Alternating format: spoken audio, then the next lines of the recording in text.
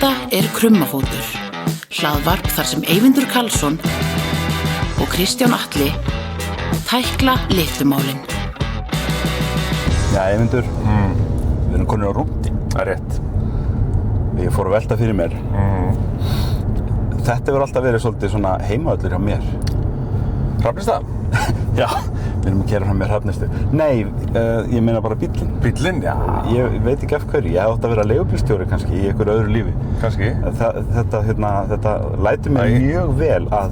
Þú værir mjög góður leigubílstjóri. Það mjög gaman að fara með þér á rúndin. Já, nema þá þyrfti ég að þegja kannski, sko. Ég væri óþolandi leigubílstjóri sem væri alltaf jæja, og hvaðan ert þú, vinur? En það svo gaman. Og hvert þetta far? Það er rosa misjafnt, ég er ekki alltaf í stuði fyrir það. Nei, ok, mér finnst það. Ef ég tek leigubíl, sko. Nei, ég er alltaf til í það, sko. Ég hef svona meira til í það erlendis heldur en heima. Reyndar. Ég var einu sinni fastur í umferðarteppu í Dublin. Já. Ég varð að taka leigubíl til þess að komast hratt á milli staða. Já. Þannig að þú veist, ég hafði ekki tíma til að fara eitthvað í strætó.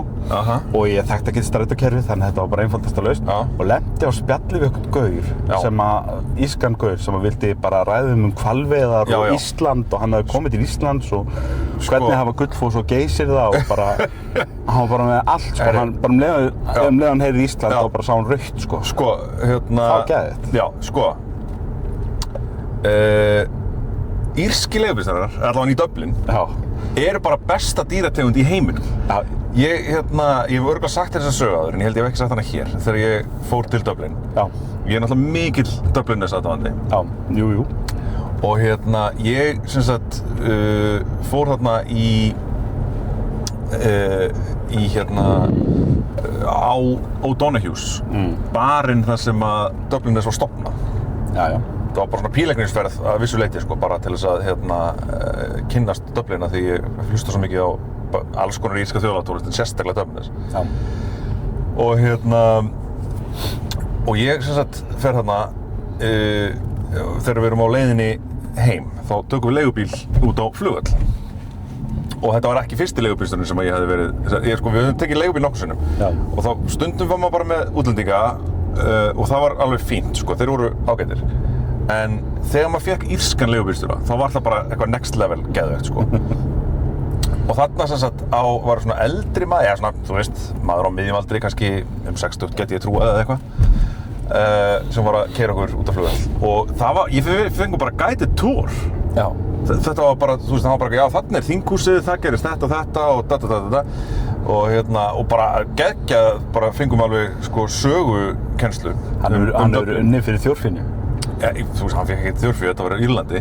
Já, reyndar. En hann var bara geðað skemmtilegur. En síðan er ég að segja já, þú veist, við erum frá Íslandi og við komum ég er svo mikill Dublin-aðdáandi og fór og sagði honum það að Luke Kelly væri einn af uppáhaldssöngurunum mínum. Luke Kelly var, sem sagt, einn af stoppmeðlimum Dublin.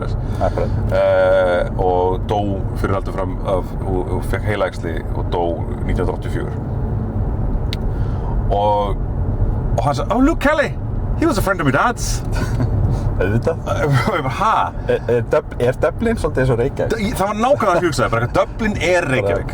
Við erum frændur, það er satt sem þeir segja. Við komum frá Írum en ekki Norðmenn. Kemur í ljós, sko, að þess að Luke Kelly var alltaf heima hjá honum þegar hann var lítill og bróðir Luke Kelly söng í jarðarför pappans. Já. Þú veist, og ég bara, Hvernig? Þetta er á pari við að nefna Springsteen í New Jersey, skilur, og vera bara, já, pabbi minn þekkti hann. Einmitt, nákvæmlega. Þetta er lítill heimur og allt það. Já. En já, þú veist, það er ákveðin típa þessi leigubílstjóri. Já. En ég viðurkenni það eins og það, alveg síðan ég fekk bílpróf á síðustu öld. Já. Eins og dóttir mín var það. Já. 1900 og eitthvað. Já, hún er nú að læra núna, sko. Hún er að æfa sig, hún er í æfingaakstrinum og það er varla neitt að marka sem að pabbi segir, sko, þegar hann tók próf á síðustu öld. Einmitt. Það var aðri tímar. Já, mér hefur alltaf fundist mjög gott að eiga samtöl í bílnum. Já. Kannski það, sko, að ég sitja stýrið og þú ert fastur. Já. Þannig að þú getur rætt hvað sem er við þig. Við erum á hraða og þú ert ekki að fara neitt fyrir en að ég hleypi þér. Akkúrat. Það kannski spilar inn í. Já. En talandi þú segðu mig hvað hrjálið helst þarna. Ég er svo þreyttur. Já, það ekki. Af því að ég fór út að hjóla í gær. Já. Ég byrjaði að æfa hjólreiðar með Breiðabliki. Já. Og Af hverju Breiðablik samt? Þú ert í Hafnarfirði, engin hjólaklúbbur í Hafnarfirði? Nei, það hvorki... þetta bara eitthvað betra í Breiðablik? Jú, það einhver hjólaklúbbur í Hafnarfirði. Já. En ég var svo fúll á móti daginn þegar ég sá að það verið auglýsa aðalfund hjá því félagi. Já. Og hann fór fram í höfuðstöðum Sjálfstæðisflokksins. Já, og það var bara nei fyrir því. Nei, þá fer ég ekki þangað. Nei, aðalega það nú að því að vinnufélagi minn æfa með Breiðabliki og mælti svo eindregið með því. Já. Þannig að ég fór að því að þú veist þá líka hitti ég hann alltaf við. Já, fínt að hafa einn inn. Já, nákvæmlega.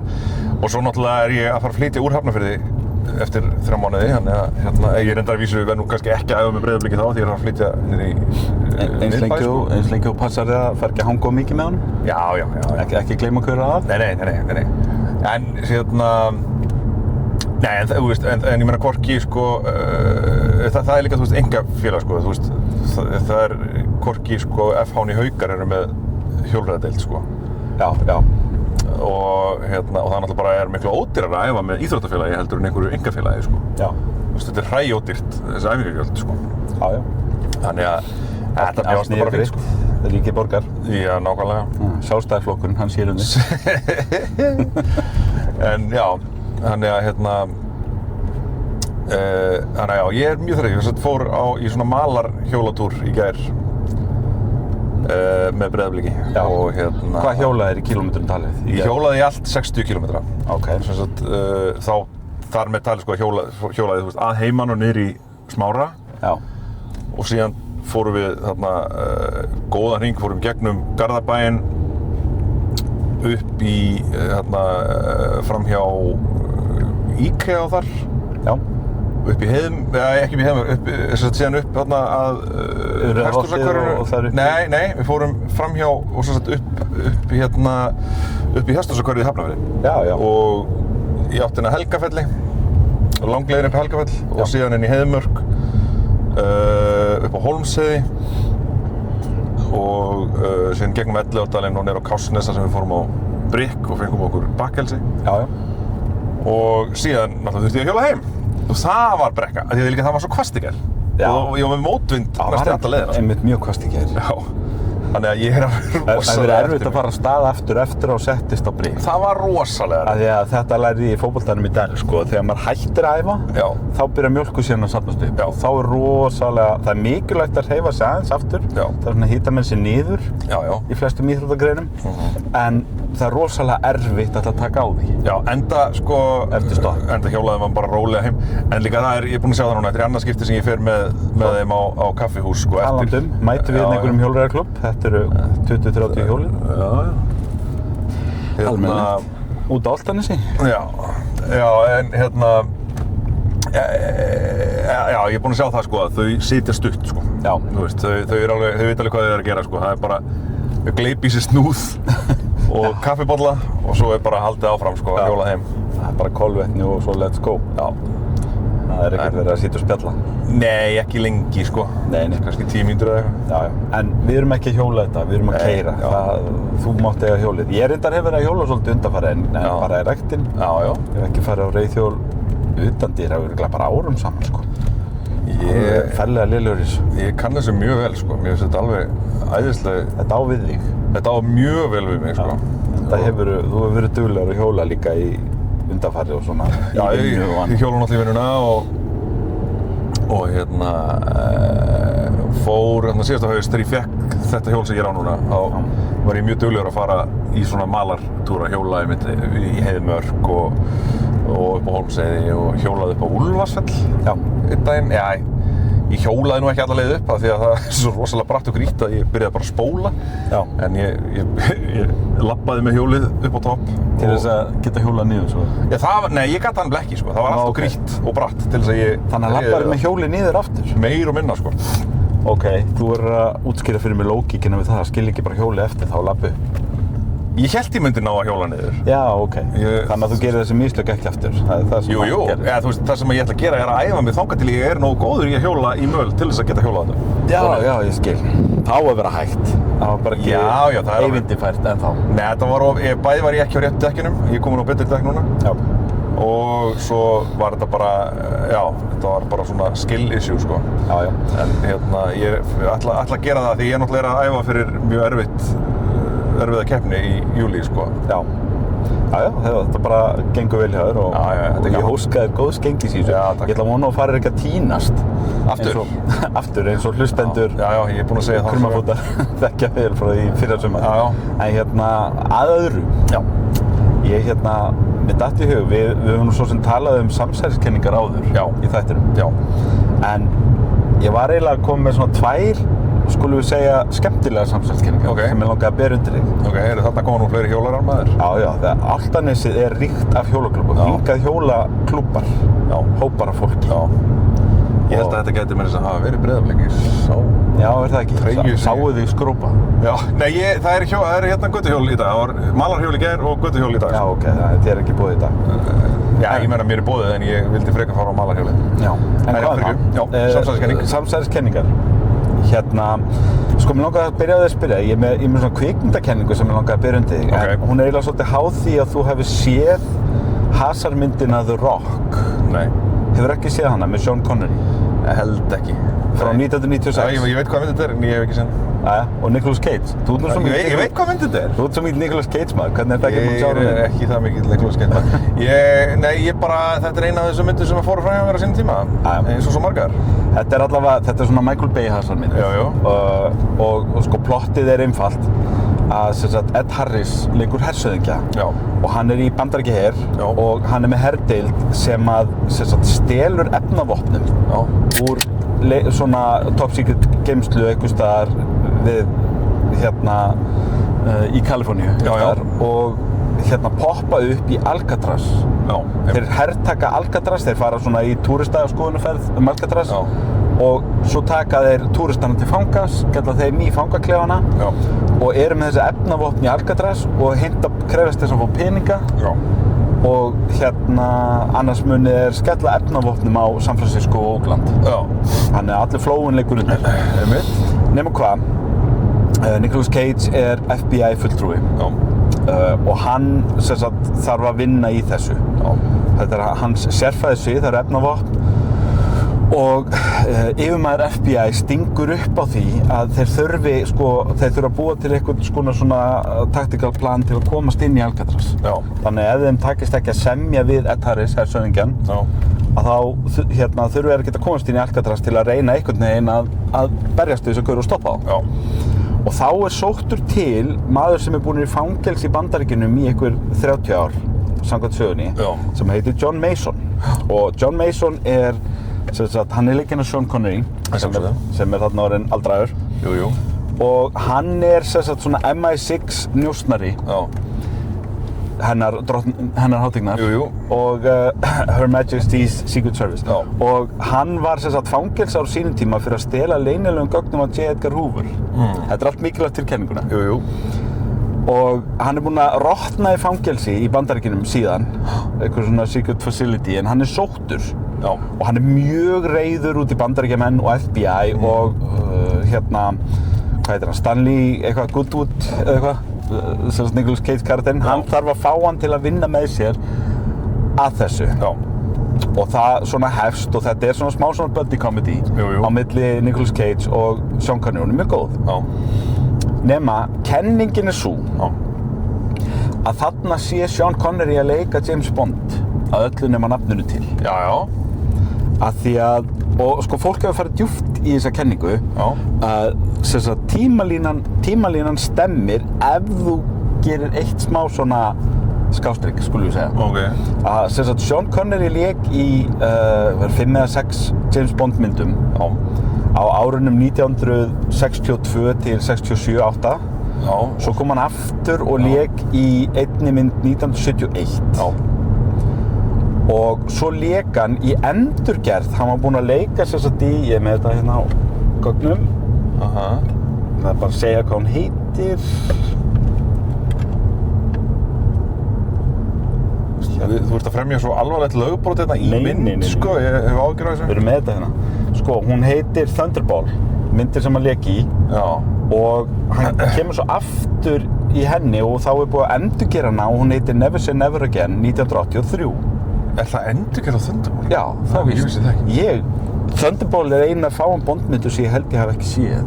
Nei, ég hef ekki séð hana. Þannig að ég bara veit það ekki, sko. Ég hef séð Never Again. Já, mér minnir það. En allavega. Já. Tímalínan skiptir máli af því að J. Edgar Hoover deyr 1972, sem ári eftir að Connery leikur Bond í síðast skipti, áður en hann kemur svo í Never Say Never Again 1983. Já.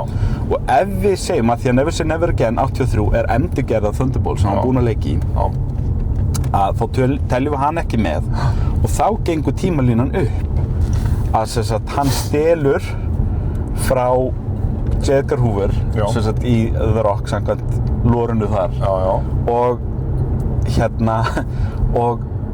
J. Edgar Hoover deyr svo 1972 og þá hann kominn í fangelsi og þess vegna hann hættur að leika Bond eftir 1971 þangað til hann kemur aftur í The Rock og þú veist, þetta er alveg svona mjög augljóst þegar þú horfir á myndina þú veist, þetta er bara Sean Connery skilur, þannig að auðvitað getur þetta verið Bond að öllu leyti nema nafninu og hvaða máli skiptir nafnið Bond er með milljón nöfn í öllum myndum þannig af hverju ætti það ekki geta verið James Bond og fólk er búið að fara sko mjög djúpt í þetta, það er búið að elta handritshöfundinn og fá hann til að staðfesta hvort hann hafi haft þetta í huga eða ekki og eftir því sem ég kemst næst sko þá var talað það að það var ekki farið svo langt að ræða við Sean Connery en hann vissulega svona áttaði sig á þessu og hallaði sig svolítið að því þannig að þetta er samsverðskenningin að The Rock sé svona týnda Sean Connery James Bond myndin. Ok, nú verð ég að sjá hana. Já, og spurningin er sko, þú veist alltaf þegar ég heyri svona þá finnst mér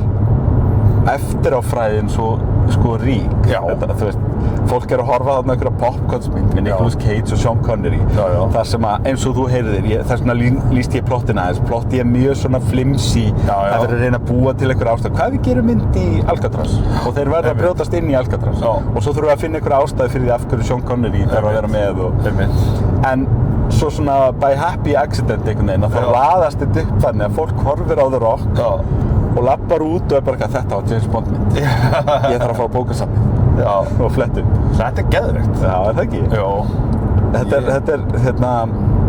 er skemmtileg samsverðskinn það er hægt að kaupa þetta já, algjörlega og ef eitthvað er þá drýir þetta sko þú veist ég var að lesa eins þetta rifja þetta upp fyrir þátt og ég hugsaði með mér nú þarf ég eiginlega bara að fara að sjá Thunderball og ef ég hef ekki séð hana og horfa hreinlega aftur á The Rock sem ég ekki séð 30 ára eða eitthvað sko Þetta er alveg efni í marathon sko. Horfa á allar Sean Connery James Bond myndirnar og svo The Rock. Segi það nú ekki alveg en það eru 7 eða eitthvað Bond-myndirnar hans og svo The Rock. Já.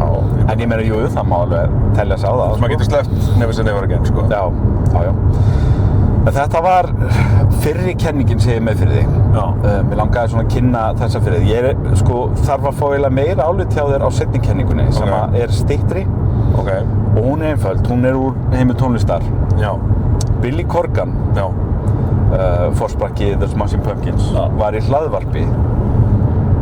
Gott ef hann var ekki hjá Joe Rogan bara hreinlega, í fyrra eða eitthvað, eða hitt í fyrra. Og þar hélt hann því fram, blákalt, að ástæðan fyrir því að rockið er dautt sem svona mainstream, og rockið er náttúrulega ekki dautt, en ástæðan fyrir því að rockið er ekki mainstream tónlist lengur, svona efst á vinsældalistum og annað, er CIA Operation. Og hann vill meina sem sagt að þegar Bandaríkin fóru inn í Írak á 10. áratugnum að þá var hamast út í það og svo var hamast út í búsfeðga og annað að svona einhvern tímann seint á 10. áratugnum og aldamótin að þá hafi verið bara tekin ákvörðun í ráðuneytum það að það þyrfti einhvern veginn að svona sefa skulum við segja tónlistamarkaðar. Við getum ekki verið með einhverja óstýriláta rockstjörnur eins og Bruce Springsteen eða Bob Dylan sem segja hvað sem sýnist og geta haft mikil straumhvörfum í menningunni. Við þurfum að koma þessu í hendurnar á fólki sem er bara svona company man og hlýðir fyrirtækinu. Þannig að það hefur verið farið í bara svona meðvitaða svona meðvitað átak það að hampa, þú veist, eins og pop hljómsveitum og jafnvel hip-hopinu sem að menn töldu þá kannski vera svona almennt sjálfhverfara heldur en rockið. Ég veit nú reyndar ekki hvernig það stenst skoðun. Ég veit ekki neitt fólk sem sjálfhverfara heldur en hérna rockstjörnurnar. Nei, ég veit. En þetta hans kenning og hann alveg bara sticking to it, sko. Og hann gefur sig ekki með þetta. Okay. Að sem sagt CIA og ráðamenn í Bandaríkjunum hafi bara hérna, og þess vegna til dæmis hann segir að þetta passi sko að því að 1996 voru lög samþykkt í Bandaríkjaþingi sem sagt felldu úr gildi hámarksfjölda útvarpsstöðva sem að stórfyrirtæki gátu átt og í kjölfarið þá eignaðist Clear Channel hreinan meirihluta útvarpsstöðvum í Bandaríkjunum og gat þar alveg stírt öllum playlistum og allir umfjöllum miklu betur og Clear Channel svo, þú veist, hluti af, held ég, Time Warner eða eitthvað, þú veist, einhverjum svona tæknirísum eða fjölmiðlarísum þannig að, þú veist, það svona ýmislegt sem styður þetta en svo hugsa maður líka, þetta ekki bara bitur rockari sem ekki að selja eins mikið og hann gerði að reyna að útskýra af hverju það var allir aðrir en hann. Já, ég held að það sé nú freka það, en sko, það er alveg margt í þessu sem að, sko, sem að stenst skoðun einmitt þetta að, hérna, á þessum tíma var líka verið eða svona í kringu 2000 voru yfirvöld að berjast gegn sko í raun og voru að berjast fyrir því að ritskoða poptónlist sko. Já. Þú veist, hérna Eels voru teknir sem dæmi bara fyrir sko einhverju þingnefnd. Já. Tipper Gore, kona Al Gore, var að beita sig fyrir því að það settu svona parental advisor í limmiða á alla geisladiska þar sem blótað. Já, það var nú reynda komið fyrr, en hún var sko að reyna að ganga lengra held ég. Hún tók sem sagt Days of the Galaxy með Eels sem dæmi að því að það var svona myndskreyting eins og barnabók og svo voru, þú veist, hérna lög eins og It's a Motherfucker og eitthvað. Fullorðins þemu en barnabóka. Akkurat, og það var eitthvað svona átt að vera bara eitthvað merki með eitthvað siðrof, sko. Já. Þannig að, þú veist, það er alveg, sko, yfirvöld berjast alltaf gegn mótmælasöngvum, þú veist, það er bara eðlilegt. Það er ekkert nýtt, sko. Nei, það er ekkert nýbyrjað þarna. Nei. En kannski einmitt þarna hefur, sko, og einmitt þetta með útvarpsstöðvarnar og það er vissulega, sko, hluti af þessu, en að þetta sé eitthvað CIA operativ dæmi finnst mér vera algjört bull. Já, þú veist, það er til miklu einfaldari aðferðir til þess að gera þetta og sem að það er miklu einfaldari skýring að þetta hafi verið gert vissulega kannski með það í huga að vinda ofan af áhrifunum sem dægurtónlist hefur á umræðuna. Já. En ekki sem eitthvað samsæri, ég heldur bara alveg eins og, þú veist, það var, ég meina það tók það alveg áratugi að eyðileggja heilbrigðiskerfið í Bandaríkjunum, en þeim tókst það. Já. Þú veist, ég held að það hafi ekkert verið gert, ég held að þeir hafi ekki séð fyrir sig hvert þeir ætlaðu að fara með það. Já. Þeir bara byrjuðu, steinni rúlaði á stað og svo sáu þeir, heyrðu, þetta hentar okkar vinum frábærlega og héldu áfram. Já. En, þú veist, samsæriskenningar eru svo skemmtilegar því að þær eru svo einfaldar. Já. Eða, þú veist, það gang út frá því að það sé einhver svona einn mastermind einhvers staðar sem eða hópur af mastermindum sem ákveður að hlutirnir eigi að vera vondir. En þú veist, staðreyndin er bara svo að langoftast er þetta bara svona einhvern veginn eitt leiðir af öðru. Já. Og þú veist, síðan ef þú raðar því allir upp þá stemmir það af því að eitt leitt af öðru. Já. En það þarf ekki að þýða að einhver hafi í upphafi hugsað, já, svo gerum við þetta og plana þetta allt í sequence. Þetta virkar ekki þannig. Sjaldnast alltaf. Einhver staðar hefur þurft að schedula fund með ráðamönnum undir yfirskriftinni hvernig þöggum við niður í Eddie Vedder og Billy Corgan. Nákvæmlega. Skilur? Og það er hérna, þú veist, þar hoppum við of langt yfir lækinn fyrir mér. Nákvæmlega. Ég næ ekki að teygja mig þangað.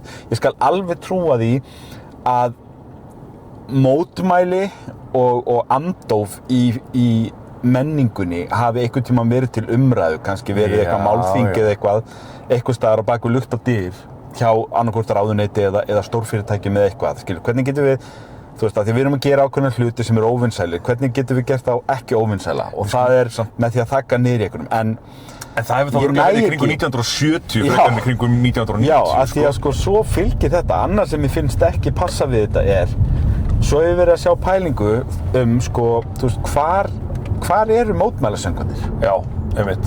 Það er bara ekki mikið þeir eru reyndar að koma aftur núna frá aldamótum, þetta er aðeins að koma aftur í tísku núna enda að svona aldeilis, hvað að segja, ártíðin fyrir það, sko. En þetta bara einhvern veginn ekki eins svona miðsvæðis eins og það var í menningunni. Að vera, þú veist, að mótmæla og gera mótmæla söngva. Þetta kannski bara spurning tískustrauma líka. 90s voru náttúrulega fyrst og fremst líka bara mjög svona sjálfhverfur áratugur. Það var þetta sem ég ætlaði að fara að segja. Við vorum öll bara eitthvað þannig að reality bites og þú veist, og friends og eitthvað. Við vorum öll bara upptekin að sjálfum okkur. Sorry, en það ekkert counterculture movement sem hefur haft Smashing Pumpkins sem eitthvað soundtrack, sko. Nei, en það hefur, Billy ætti kannski að byrja á því að semja pólitísk lög. Já, nákvæmlega. Þú veist, ég elska Billy Corgan og Pumpkins, en hann svolítið kasta steinum og glerhúsi þegar hann heldur því fram að CIA hafi þakkað niður sér. Ég held að það sé frekar það, þessi tónhyggja. Þakkað niður hverju? Þú varst að semja svakalega rockóperur um það hvernig enginn mætti í afmæli þegar þú varst strákur. Nákvæmlega, við skulum bara... Ekki svo að vera að skjóta búsfeðga, sko. Ég held að það sé frekar það ef að eitthvað drap poppið annað en bara þessar eðlilegu tískustraumar og svo kemur, nei, rockið ekki poppið. Þessar eðlilegu tískustraumar sem að bara, þú veist, hafa valdið því að eitthvað annað varð vinsælla. En ef það er eitthvað sem hefur, sko, fengið fólk til að vera afhuga rockinu, þá voru það Smashing Pumpkins og Pearl Jam og þetta lið sem að því að það var svo mikil tómhyggja. Það var svo mikil níhilismi og svo mikil sjálfhverf eins og þú segir. Þetta sjálfhverf, það fólk að lifa sínu lífi og syngja sín struggles. Og þú veist, og það er aldrei, og það var svona ákveðin níhilismi þarna í kringum aldamótin. Þetta brilljant tónlist, en hún afskaplega sjálfhverf. Já, og þú veist, og hún líka bara þung, svo eru bara allir að deyja, þú veist, úr dópi eða þunglindi og stærsta stjarnan á þessum árum skýtur sig í hausinn og þetta bara, kannski bara eðlilegt að menningin hafi bara hort á þetta og sagt, þú veist, já, tónlistin er örugglega brilljant, en eigum við að skemmta okkur aðeins? Nákvæmlega. Og farið yfir í, þú veist, Spice Girls og Backstreet Boys og eitthvað. Það bara ángrín, sko. Og svo náttúrulega, þú veist, þannig í kjölfarið á grunnsinu kemur mótvæðið sem að er, þetta svona gleðipunk eins og Green Day og Offspring og þetta dót, Pretty Fly for a White Guy og eitthvað svona. Einmitt, það sem er bara eitthvað, herriði, við ætlum bara að rocka og skemmta okkur. Já. Og það verður svona eiginlega, og svo náttúrulega kemur new metallinn, sko, svo verður bara svona eiginlega kistunaglinn, sko. Já, þar keyrir sólhverfan alveg þverbak, sko. Og þú veist, þar ertu bókstaflega farin að hampa í rauninni anti-intellektualisma og hana, sem að var ekki, sko, það var mikil dýft í rockinu á fyrir hlutanum, sko. Já. Þú veist, þú myndir aldrei setja Eddie Vedder undir sama hatt og Fred Durst í Limp Bizkit, sko, þegar kemur að textadýft eða umfjöllunarefnum, en þú veist, þú veist, Rocky reynir bara drap sjálft sig. Já. Sem eitthvað svona mainstream, og Rocky lifir ennþá góðu lífi í dag, það er rosalega margt spennandi að gerast í rockinu. Já, algjörlega. En það er bara á jaðrinum, það er bara eins og jazztónlist. Já. Og þú veist, það er ekkert eitthvað sem að... En ég meina, þú veist, er það ekki bara eðlilegt líka? Ég meina, jazzinn var eins og rockið. Það fer allt í hringi, svo einn daginn verður rockið orðið töff aftur, skilur. Já. Ef það er ekki þegar byrjað. Já, ég meina, þú veist, eða þá það verður bara svona eins og jazz. Ég meina, þú veist, jazz er ógeðslega vinsæll í dag. Já. Þó hann sé ekki mainstream. Nei, ég er að segja það. Þú veist, sér, sko, þú bara sér það ekki í... Stærsta íslenska popstjarnan í dag er Laufey sem er jazztónlistakona. Já. Og það eru margir hiss á því, maður samt bara eitthvað, já, þú veist, nei. Nei, þú veist, líka því að hún er að gera svona ógeðslega aðgengilegan jazz. Já.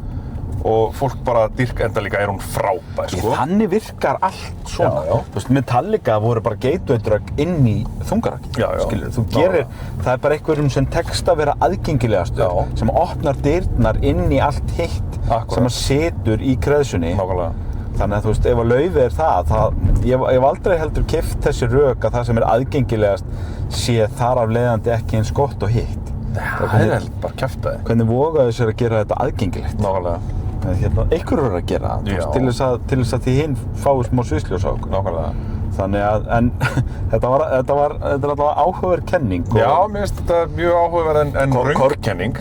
Já, ég er ekki sammála um því. Ég næ ekki þangað með Corgan. Nei. Ég skal alveg ímynda mér að einhver hafi einhvern tímann haft áhyggjur af mótmælalögum eða eitthvað, en ég næ ekki þangað sem Corgan. En það voru þetta sko Crosby, Stills, Nash & Young, ekki Smashing Pumpkins. Ég er að segja það sko, þessi fundi fóru fram sko þegar að Víetnamstríðið var í gangi, ekki þegar að Bandaríkin voru ráðast inn í Írak. Hvað eigum að gera í Bob Dylan? Og við höfðum meiri áhyggjur af Friends og Seinfeld heldur en því sem að Bandaríkin voru að gera í Írak, sko. Já, nákvæmlega. En þetta var áhugavert. En talandi hvað ég var að segja, baráttuna gegn yfirvöldum. Já. Og jafnvel sko byltingar. Já. Sem að reyna að fella ógnarstjórnir. Já, heyrðu. Þá var ég að lesa Brandon Sanderson. Og við þurfum að ræða Brandon Sanderson aðeins. Já. Hann er náttúrulega búinn að vera í fréttum líka, við þurfum að koma aðeins inn á það. En fyrst svona án þess að spilla. Já. Ég var að klára fyrsta Mistborn 3-leikinn í gær. Já. Og ég bara... Fyrstu 3 ár af áætluðum 13 held ég. Já, hann sko það orðnar 7. Já. Og ég var svo ánægður, ég fór bara beint og byrjaði á bók 4. Sem er frábær. Næsti 3-leikurinn. Já, 4-leikur í raun og veru. Í 4-leikur í raun og veru, já. Mér reyndar ráðlegt að lesa fyrst, næstu 3 ár í þeim strax. Já. Og bíða svo með 4. í því. Já, ok. Og ég þekki ekki til þannig að ég ætlaði bara að hlýða því. Já. En ég allavega að fara að blasta í gegnum þær 3 ár núna líka. Já. En þessi fyrsti 3-leikur, nú get ég sagt sko að því að þurfum að ræða Sanderson í fyrra þegar þá var ég að byrja. Já. Og ég var búinn að vera svo, eins og ég sagði þá sko, ég var búinn að vera svo hikandi við þetta því þetta er svo mikið. Og ég er með svona commitment phobia þegar það kemur að lestri. Já. Þú veist, ef ég sé eitthvað sem er svona 15 bóka flokkur eða eitthvað, þá er ég bara nei, I'm out. Já. Þú veist, ég fyrir að lesa eina og svo einhvern annan. En og þú veist, kannski 3-leik, það er hægt að plata mig til að lesa 3-leik, en nú er ég allt í einu búinn að lesa sko í heildina, þá eru þetta orðnar eitthvað 6 bækur eða eitthvað sem ég er búinn að lesa. Eftir Sanderson? Eftir Sanderson og þar meðal þennan 3-leik, svona fyrsta frægasta 3-leikinn hans. Já. Og þetta er feikið gott, ég sé núna af hverju hann hillar. Ég sé það rosalega vel, af því að, og ég fór að hugsa þetta, af því að ég hef lesið aðra fantasíuhöfundar sem eru góðir. Já. Og nú ætlum ég að leggja Tolkien til hliðar. Já. Tolkien er guðfaðirinn og það þarf ekki að miða allt við Tolkien. Nei. Tolkien skrifaði líka bara örfár sögur af því að hann eyddi öllum sínum tíma í að gera það heiminn svona ríkan. Já. Og það verður aldrei hægt að keppa við það ef þú ætlar að vera höfundur sem er að gefa út fantasíubók á hverju ári eða annað hvort ár. Eða eins og Brandon Sanderson 5 ári. Já. Að því sögðu, ef við leggjum guðföðurnum til hliðar, þá er þetta bara by far ríkasta og öflugasta heimsbygging sem ég sé. Já. Mikið djöfull býr hann til flottan heim. Það var það sem ég sagði við þig eftir ég las fyrsta kaflan í Mistborn. Já, fyrsti kaflinn er náttúrulega svo grípandi. Maður er strax bara eitthvað, það er bara, þetta var bara eins og að hoppa, þú veist, yfir aðra plánetu eitthvað, það var svo margt í gangi. Já, og hann skilar því svo vel, sko. Veist, já, eins og þú segir, þetta er eins og Ocean's 11 þú veist, Game of Thrones eða eitthvað. Já, nákvæmlega. En það sem að tala að því að þú myndist á Tolkien. Það sem að ég las einhvern tímann brot og viðtali við Sanderson. Já. Eða hvort þetta var bloggfærsla eða eitthvað.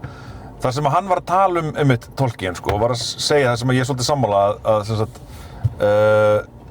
nútíma fantasíuhöfundar eru alveg ofsalega uppteknir af því að pissa utan í Tolkien. Já. Það er allt, þú veist, ég meina Tolkien fann upp nútíma fantasíuna. Já. Eða þú veist í raun og veru það sem hann vil meina sig ekki nútíma fantasía, heldur sem sagt gömlu fantasíuna. Já. Þú veist, álfar, dvergar, orkar, drekar. Þetta er kallað high fantasy. Það sem þú skapar þinn eigin heim og hann tengist okkur og jörðinu okkar ekki á neitt. Já, nei, en hann er að meina sko að high fantasy eins og Tolkien gerði það er ekki eina high fantasy. Þannig að Brandon Sanderson hefur svolítið gert það að sínu markmiði að búa til high fantasy sem er allt öðruvís en Tolkien. Já. Það er að segja, það er engir álfar, dvergar, orkar. Nei, og það tekst bara alveg gríðarlega vel. Og það tekst ógeðislega vel, hann býr til alveg nýja heima. Rosalega skemmtilegt, sko.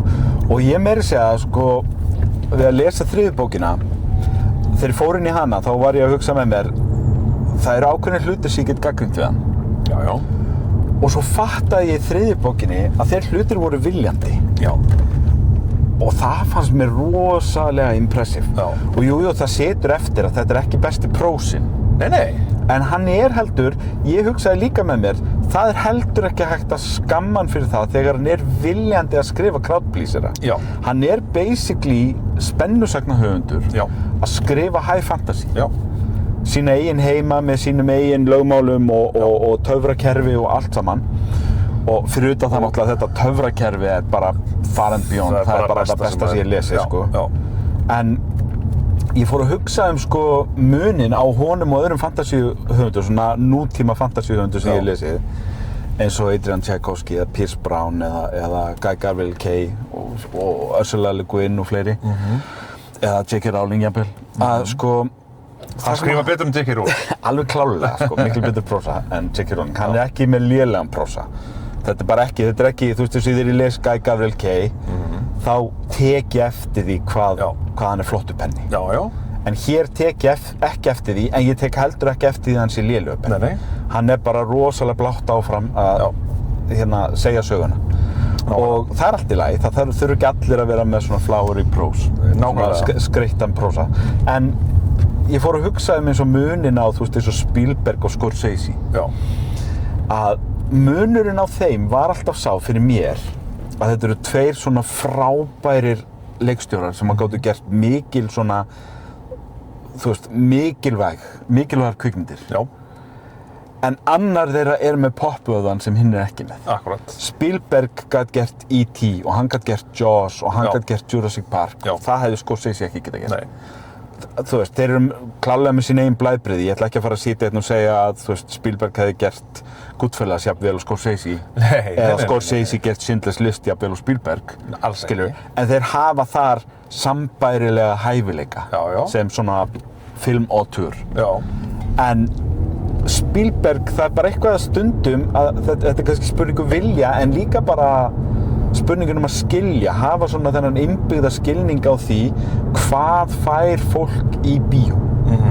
Og að geta gert myndir svo Jaws þegar þú ert í rauninni ekki með neitt blueprint fyrir einhverjum svona Hollywood blockbuster movie. Hann býr það til með Jaws af því að Spielberg, ungur Spielberg, hefur bara þennan skilning á því hvað fólk vil sjá, hvað mun hafa áhrif á fólk í bíó. Já.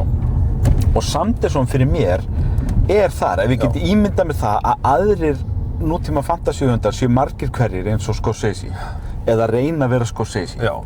Að þá er hann það líka, hann er Spielberg af því að hann er jafnóki Scorsese í því að mörgu og flestu leyti en hann er bara með svo mikið popcorn í blóðinu. Algjörlega. Og ég hef ekki lesið fantasíubækur sem að eru rosalegur crowdpleaser eins og þetta. Þetta er í alvörinu bara á köflum eins og að lesa flugeldasýningu. Já. Það er eiginlega besta lýsingin á þessu.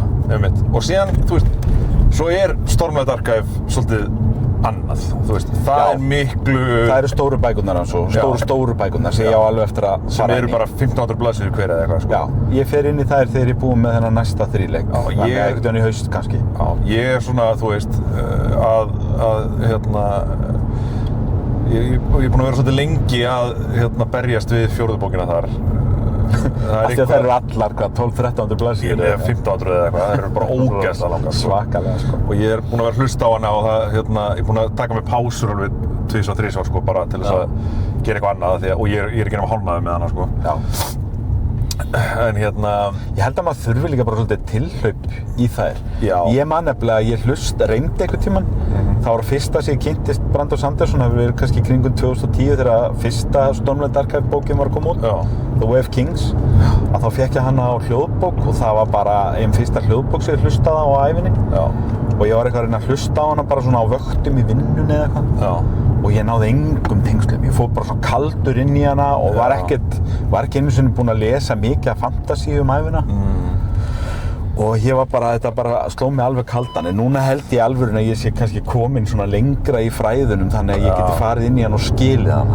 Náttúrulega málið með Stormlight Archive er að þar ertu með high fantasy sem er í svo ógeðslega ólíkum heimi heldur en nokkuð. Þú hefur enga tengingu við neitt annan fantasy heim. Já. Mistborn er alveg, þú veist, með sína tengingar inn í bara, þú veist, ég veit ekki, England á 17. öld eða eitthvað. Já, svona vísanir í. Já, þú veist, þar ertu með svona eitthvað samfélag sem þú getur tengt við og er með fantasíu ívafi. Já. Einmitt, Ocean's 11 í einhverjum svona, ekki kannski beint steampunk heimi en það er meira setni þríleikurinn sem er steampunk en þú veist svona einhvers konar Victorian eða fyrr, jafnvel, svona medieval England eitthvað. Já. og með, þú veist, og galdrakerfið mjög einfalt. Já, þú veist, það ekki einfalt, en þú skilur það strax. Já.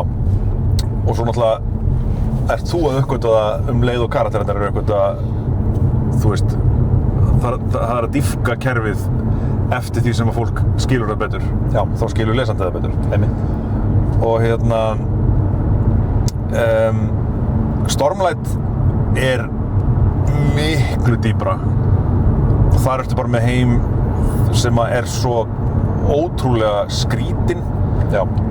Og galdrakerfið miklu, ég segi ekki flóknara en það svona pínu, maður svona svolítið stund að átta sig á því. Já. Og þú veist, já, þetta bara það er svona learning curve. En það hann segir, hann búinn að skrifa 5 og gefa út Stormlight Archive bækur. Já. Og þær eru allar, eins og ég segi, 1300 blaðsíður eða eitthvað. Meira, já. Og hann segist alltaf að skrifa 5 í viðbót, svona seinni helminginn, en fer ekki í það alveg strax. Nei, hann var að klára í raun og veru, þú veist, fyrri helminginn sem á að standa sjálfur þannig lagað. Já, þannig að ef við tökum þessa 5 bækur, þú sér það, 5 svona doðrandar. Mér finnst heimsbyggingin í þríleiknum sem ég var að lesa, sem eru kannski 1500 blaðsíður samanlagt. Eða meira, sem 1800 kannski, 2000 blaðsíður, sem svona bara eins og 1,5 Stormlight Archive bók. Já. Þríleikurinn sem ég var að lesa. Þannig að ég get rétt ímyndað mér dýptina í allri heimsbyggingu og öllu saman sem nær í Stormlight Archive bókunum. Og þú veist, eins og ég segi, höldið því til haga að goldstandardinn hérna alltaf Tolkien og Hobbitinn og Hringadróttinssögu þríleikurinn eru kannski 1500 orð í heildina. 1500 blaðsíður? Já, 1500 blaðsíður. Aðeins fyrir 1500 orð. Aðeins fyrir 1500 orð, það er pistil í Fréttablaðinu. En þannig að þú veist, ímyndað bara eðlilega þá hann að ná svakalegri dýpt þar. Ég get alveg trúa því Algjörlega. En hann í fréttunum og við þurfum að ræða það. Já, ég vissi því. Því að þetta er mjög spennandi. Þetta reyndar 2 mánaða gamla fréttir. Við höfum bara ekkert náð að ræða þær hér. En ef eitthvað fyrir krummafót, þá eru það þessar fréttir. Og það að Brandon Sanderson var að gera samning við Apple. Ég held að ég hef bara mist af því. Þú varst náttúrulega húsauka leikstýra og ég geymdi þetta umræða efni alveg. Já, einmitt. Þannig að kemur alveg að fjöllum. Já. Sanderson búinn að gera alveg einstakan samning við Apple TV. Þeir kaupa réttinn að Cosmere-heiminum hans. Já. Með öllu. Og þetta var mikið húllumæði þegar þetta var kynnt. Hann kynnti þetta sjálfur í hlaðvörpunni hjá sér. Og samningurinn svolítið einstakur. Hann þannig að Sanderson hefur full creative control. Og það sem þeir ætla að gera þeir ætla að gera Mistborn að kvikmyndum. Mistborn verða kvikmyndir, þannig að það að koma kvikmyndaþríleikur. Þessar 3 bækur sem ég var að lesa að fara að verða kvikmyndaþríleikur. Og svo náttúrulega á hann fleiri Mistborn bækur til að kvikmynda líka þegar framleiða stundir. Og Stormlight Archive verða þættir. Þannig að þú getur ímyndaðir stærðarskalinn á þessu þannig að ef við tökum Lord of the Rings bíómyndina 3 og svo Game of Thrones þættina, það basically það sem Brandon Sanderson var að selja Apple. Og Apple, hann sagði bara blátt áfram, ég hefði getað fengið meira borgað annars staðar. Þeir buðu ekki best í peningum og ég held í alvörun að það sé bara Jeff Bezos. Bezos og Amazon Prime voru bara til að sturta peningum í hann. Og þú veist, gamla góða gera honum tilboð sem hann getur ekki hafnað.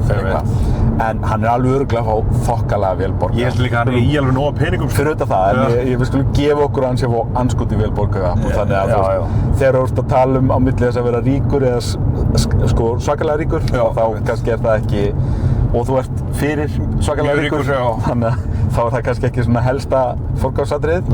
En sem sagt hjá Apple fær hann creative control og honum hugnast vel hvernig Apple hafa farið með fantasíusögur hingað til. Þeir hafa verið að gera flotta fantasíuþætti. Og þannig að stúdíóið virðist vera orðið svona svolítið sjóað í að gera stórar fantasíuþætti eins og Foundation eða Silo til dæmis.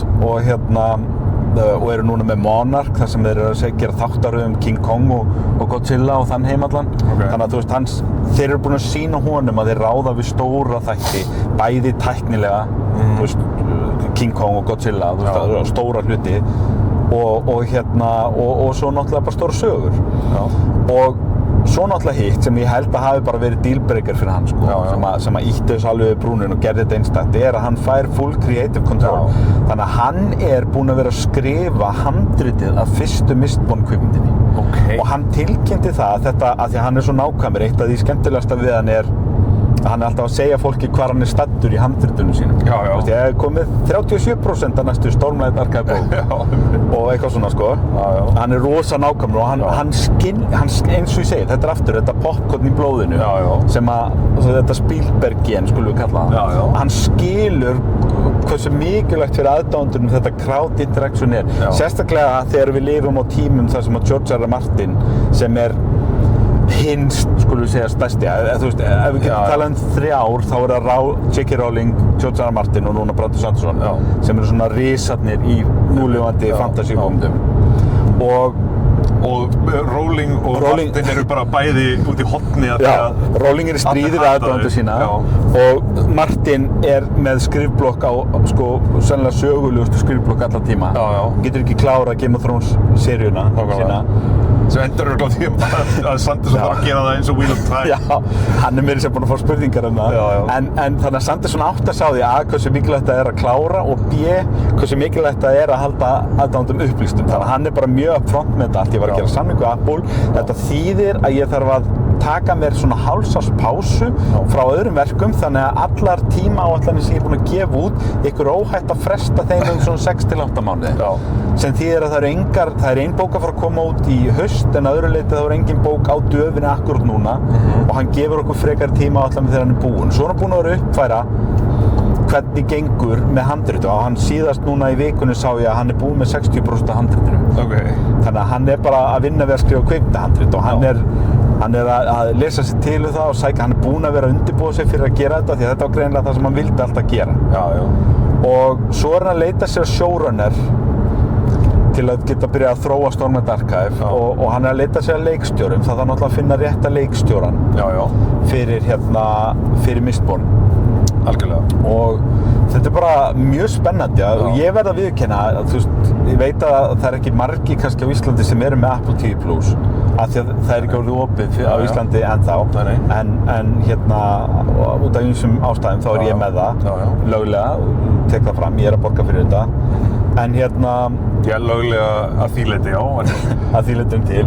Ég þurfti að flytja innan gæsalappa til Richmond í Virginíu til þess að vera með Apple TV en það hafðist og ég bara hef verið mjög hrifinn af þáttunum þar þannig að ég er mjög spenntur fyrir því að sjá hvað þeir ætla að gera við þessar Mistborn bækur sem ég var að lesa og svo náttúrulega fer þetta allt eftir leikstjórnum þú veist, þetta eru kvikmyndir og hvaða leikstjóri getur tekið þetta að sér sem A veldur verkefninu og B getur unnið með Sanderson því að það er svona það eina sem ég sitt varnagla við að það er kannski ástæða fyrir því að bransinn er ekki vanur að láta rithöfundinn sjálfan hafa þetta creative control og það er að því að til þess að fá sérfræðinga í kvikmyndageiranum eða sjónvarpsgeiranum til þess að koma og taka þetta að sér að þá þarftu að gefa þeim ákveðið creative control. Þau þurfa að geta tjáð sig líka og gert þetta eftir sínu höfði svolítið. Og verður það áreksturinn seinna meir að þú veist, þegar hann er komið með handritið og hann ætlar að fara að leita sig að leikstjóra og svo gengur það ekki upp því að leikstjórinn vill gera þetta öðruvísi en Sanderson og Sanderson bara hræðir. Það er alveg spurning, sko. Þetta er það sem við til dæmis höfum séð George R. R. Martin verið í vandræðum með. Hann er alltaf að bífa við showrunnerina á þáttunum sínum.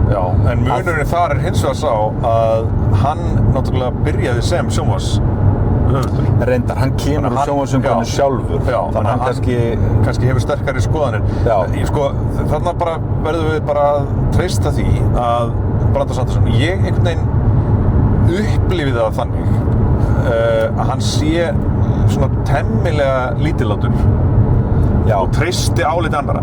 Þekki sín tæpmenn svolítið.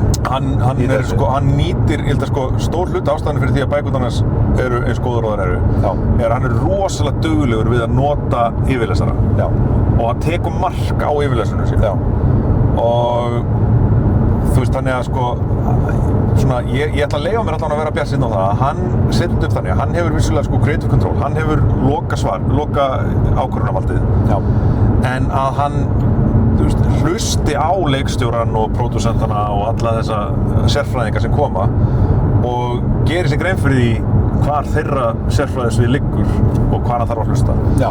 Ég held að þetta sé svolítið, sko, ég veit að til dæmis það var svolítið leið svolítið hálsinn fyrir það að hann sem sagt skrifar inn hluti sem hann kannski hefur ekkert ofsalega mikið vita á í Stormadarkaf. Ok. Aðalega þá tengt geðheilsu. Já.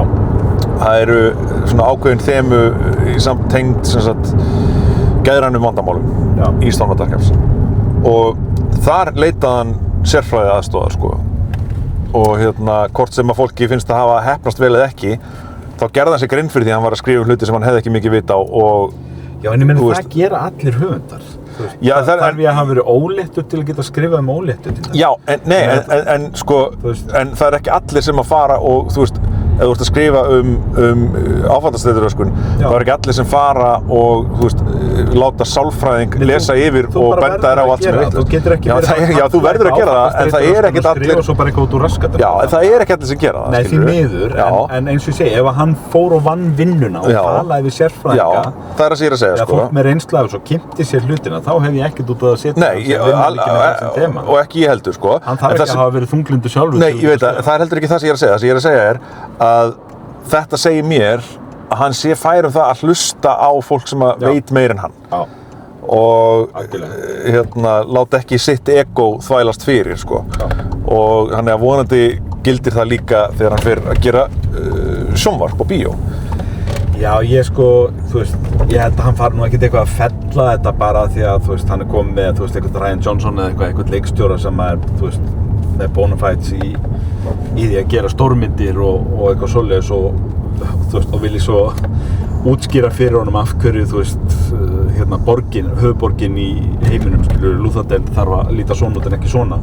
Og hann svona, ég hef ekki séð þetta svona fyrir mér og þú er bara rekinn. Já, nei, ég held ekki. Ég sé hann ekki fyrir mér vera þar, sko. Nei, ég held ekki, sko. Þannig vesen úr. Nei.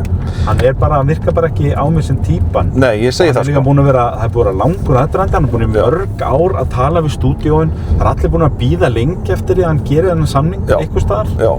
Og að hann skuli vera búinn að gera þennan samning núna, ég sé það bara ekki fyrir mér að hann fara að láta eitthvað svoleiðis stoppa. Ég held nefnilega ekki, sko. Eitthvað persónuklass á milli hans og leikstjóra eða eitthvað. Algjörlega. En og ég held að hann gerir sér alveg grein fyrir því að hann er ekki leikstjóri. Þú veist, þannig að þú veist, þó að hann hafi creative control, þá hlýtur hann að gefa ákveðið svigrúm fyrir fólki sem veit hvað það er að gera, sko. Já, svona einan skynsemismarkað, sko. Já, þú veist. Ég bara einhver Stanley Kubrick og reynir að breyta nákvæmlega á sögunni. Já, það er aldrei að fara að gerast, sko. The Shining. Já. Þú veist, þá kannski erum við í vandræðum, en að öðru leyti þá vona ég að þetta verði smúð og heppnist vel til því að það er alveg ljóst. Ég er náttúrulega ekki múin að lesa Stormlight Archive, en þessi tilhugsun að þær stóru bækur getur orðið að svona einhverju Game of Thrones seríu sem heltekur allt í 10 ár, eins og Game of Thrones gerði, er bara eitthvað sem er mjög líklegt. En þetta, ef að þetta getur orðið góður þríleikur sem er framleiddur vel eins og Lord of the Rings myndirnar, þá erum við bara, þú veist, það er bara mjög stutt í að Brandon Sanderson verði nafn sem ekki bara fantasíu lesendur þekkja. Þú veist, hann er súperstjarna. Það er erfitt að lýsa því hversu stór og fyrirferðarmikill hann er á meðal fantasíu unnenda sem að lesa bækur. En restin af heiminum veit ekkert hann eins og það veit Game of Thrones eða Lord of the Rings eða Harry Potter. Nákvæmlega. Af því að þar getur það hort á myndir og þætti. Og ég hef velt þessu mikið fyrir mér af hverju það hefur liðið svona langur tíma og það er náttúrulega að því að hann hefur verið lengi að ákveða sig, sko. Já, en ég meina hann er ekkert gamall samt. Þetta eru samt orðin 20 ár, síðan að skrifa og gefa út Mistborn. Já, og bara, þú veist, það hvað Mistborn og Stormlight Archives eru gríðarlega stóri titlar í fantasíuheiminum, þá finnst manni alveg bara stór skrítið að það sé ekki búið að tala meir kvikmyndanir á þessu. Og mér finnst reyndar mjög skrítið að það sé ekki komnir Mistborn tölvuleikir. Því að sko galdrakerfið í Mistborn er skrifað eins og tölvuleikur. Já. Þú veist, þetta bara, þú veist, ítt á B fyrir þetta, ítt á A fyrir þetta, skilurðu. Ítti fyrir hvað þetta væri geðveikt að spila þetta í tölvuleik. Þetta væri perfekt, sko. Með alla málmanna og allt. Já, þú veist, þetta er bara mismunandi, en það mismunandi powers. eins og með sjónvörpunni aðlögun, þetta kannski bara háð því að hann fái rétt að dílinn í hendurnar sem hann samþykja. Það örugglega þar sem þetta strandar. Alveg örugglega. Tónum tilboð sem að hann sáttur og hann greinilega gerir kröfur og lætur ekki bjóða sig hvað sem Nákvæmlega. Hann ekki að stökka á fyrstu aðlögun sem býðst og segja svo, þetta var lélegt. Nei. Skilur sem það sem kemur fyrir flesta höfunda. Nefnir nú bara sem gott dæmi Kristoffer Paolini og Eragon. Hann seldi Eragon flokkinn og þeir ætlaði að gera þríleik úr fyrstu 3 bókunum, en svo fyrsta bókin myndi var svo léleg með John Malkovich í aðalhlutverki að þeir gerði aldrei meira. Nei. En svo hins vegar sko á móti, þú veist, akkúrat eiginlega andstæðan Stephen King sem að skrifar undir nánast hvað sem hann leyfir, hann selur upprennandi kvikmyndagerðar fólki réttinn til þess að, ég veit ekki hvort það gildir bara smásögur eða hvað, ég er ekki alveg viss, en það er sem maður kallar Dollar Darlings. Þú veist, ef að einhver upprennandi indie kvikmyndagerðarmaður hefur samband, þá selur hann honum réttinn bara no questions asked fyrir $1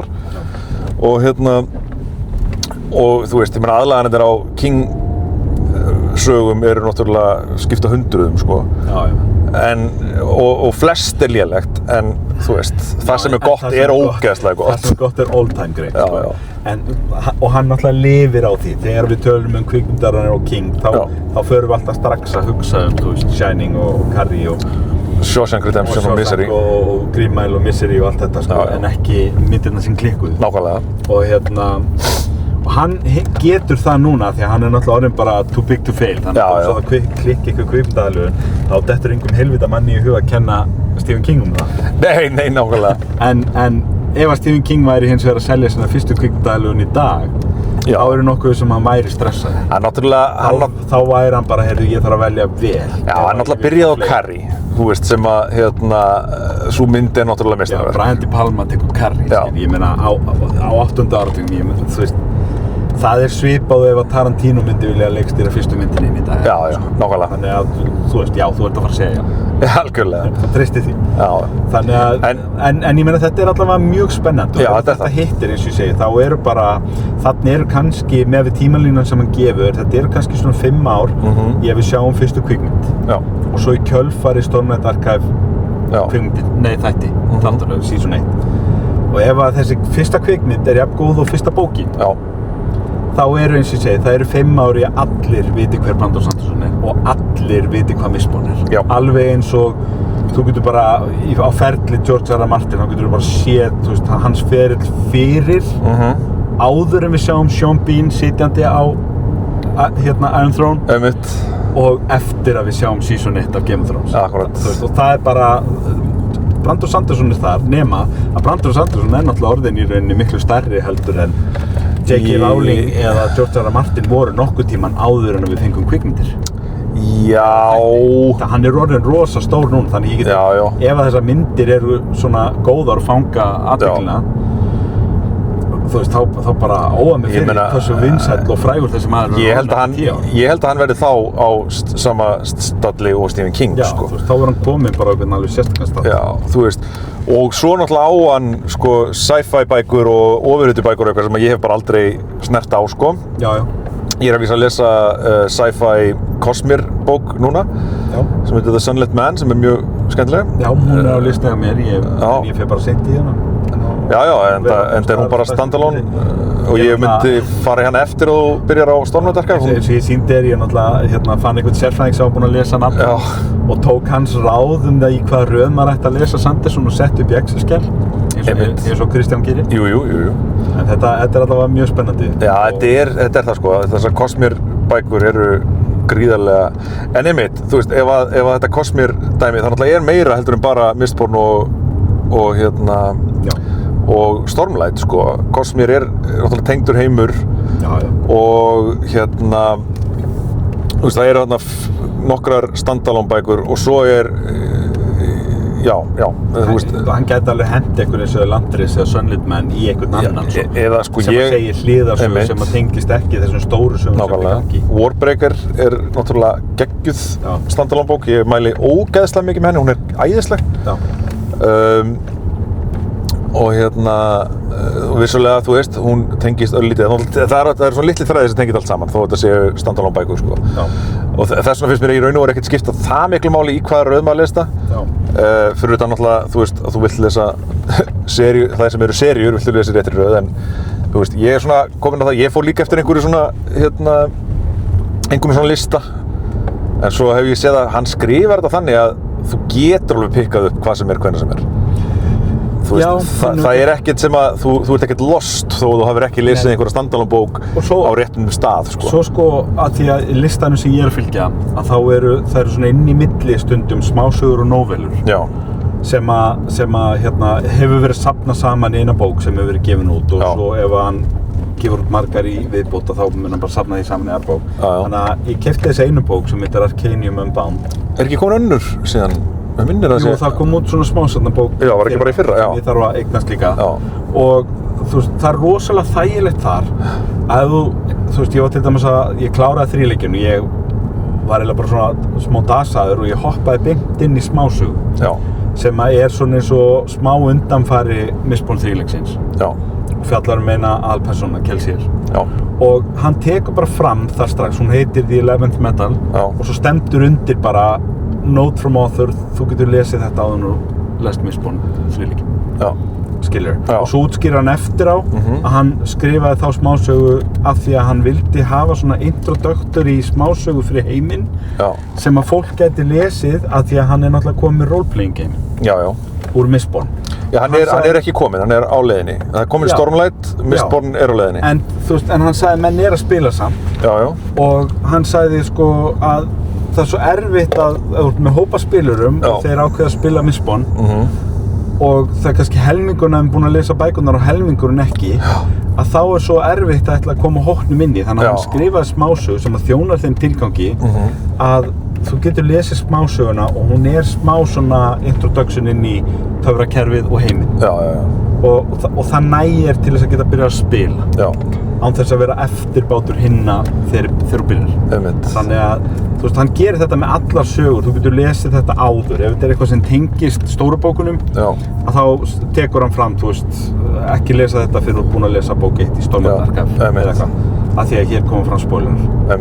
Og það er rosa þægilegt. Eins og ég segi, hann snýst allur fanservice. Hann veit þú veist, að hann er í þessu líka til að þjónusta lesendurna sína og hann er ekki að reyna að vera erfiður þannig að hann bara vinnur með þér bara, þetta er bara hér og þér óvægt að lesa það er mjög gott það er það.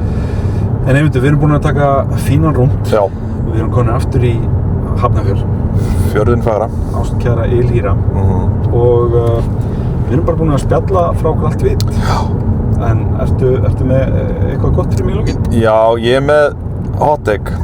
Hot take? Þetta er ekki mitt hot take, en þetta er hot take sem ég heyrði og ég er búinn að vera að hugsa þetta í marga daga. Ég elskum gott hot take. Það er gaur þú kannski séðan sem er á samfélagsmiðlum sem að er í neðanjarðarlestum og spyr fólk what's your take?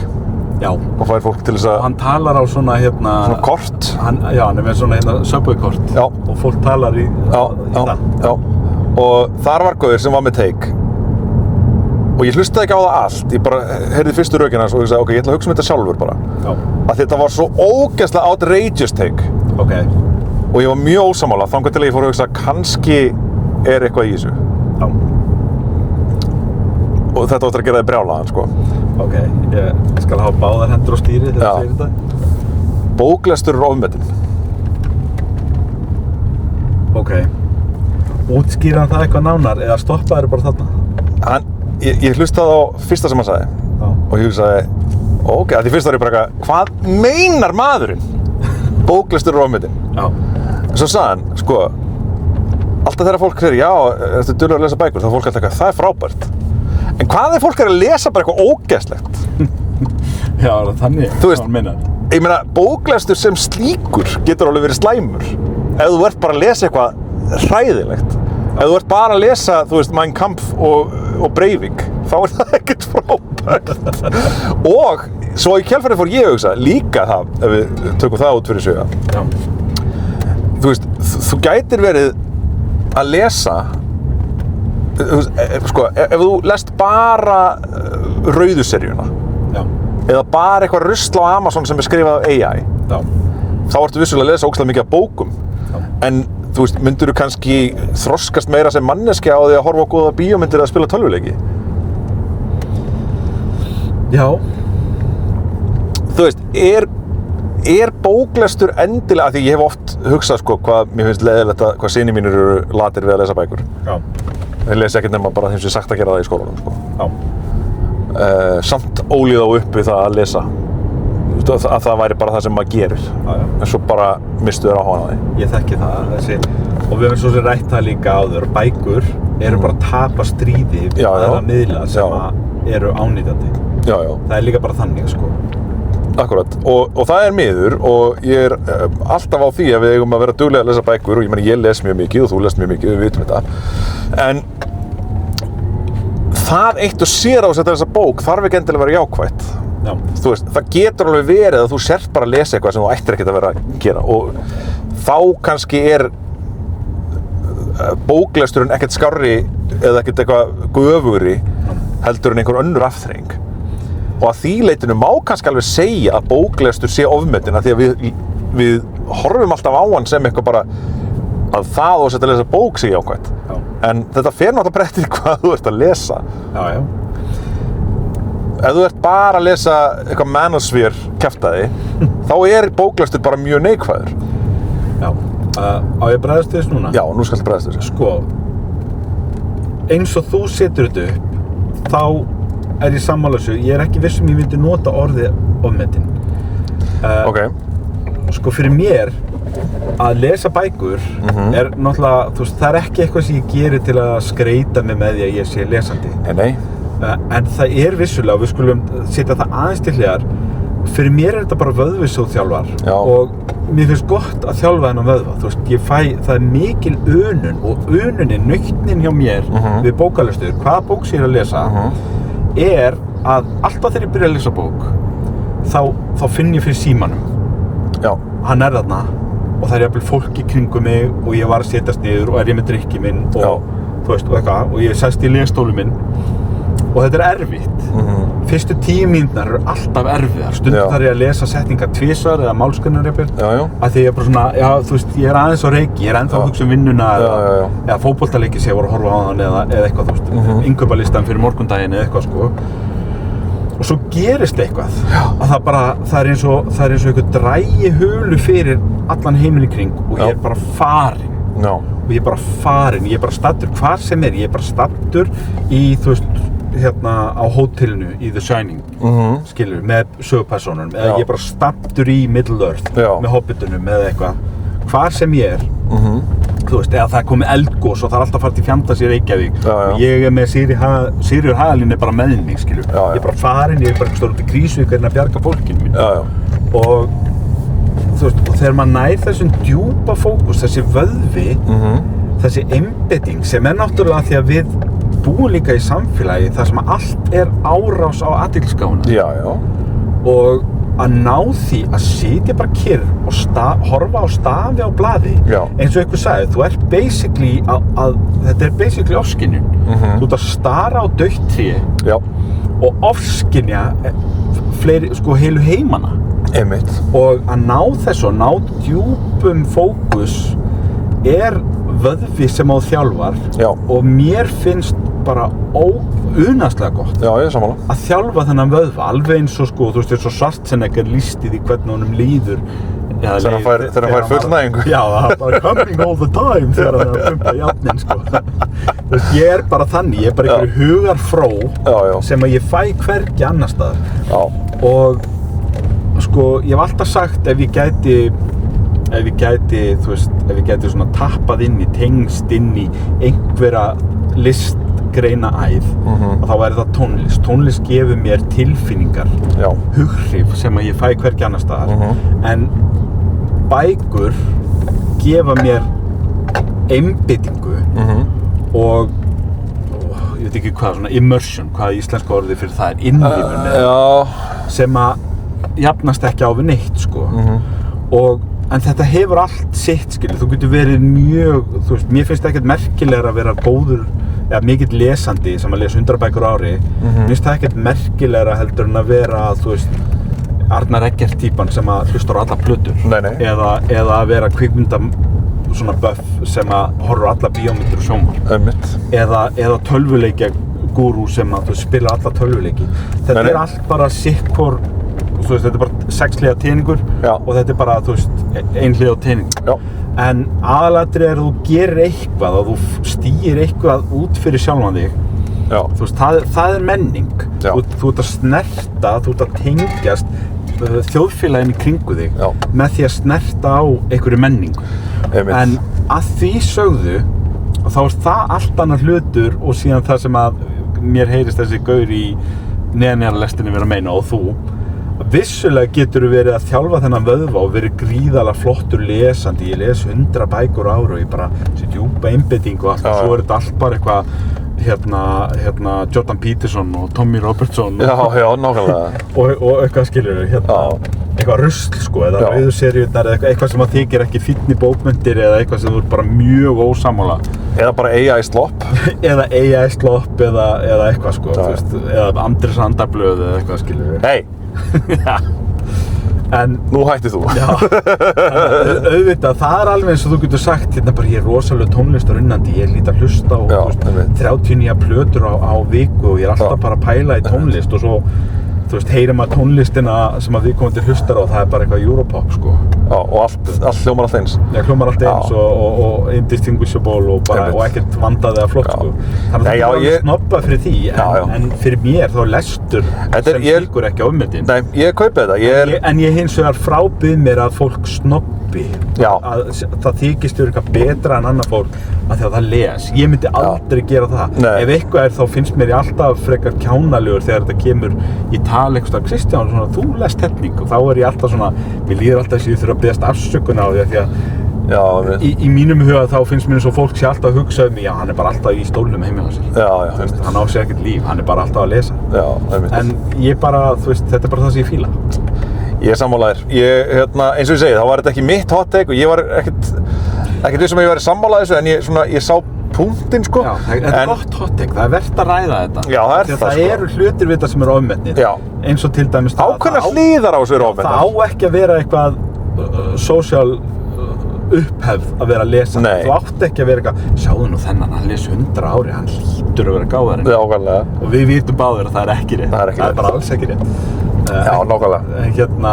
Alveg eins og það, þú þarft ekki sjálfkrafa að setja niður fullorðna manneskju sem spila tölvuleiki. Algjörlega. Þú veist, sá vöðvi er alveg merkilegur eins og vöðvin sem á æfir þegar þú lest bækur eða hlustar á tónlist.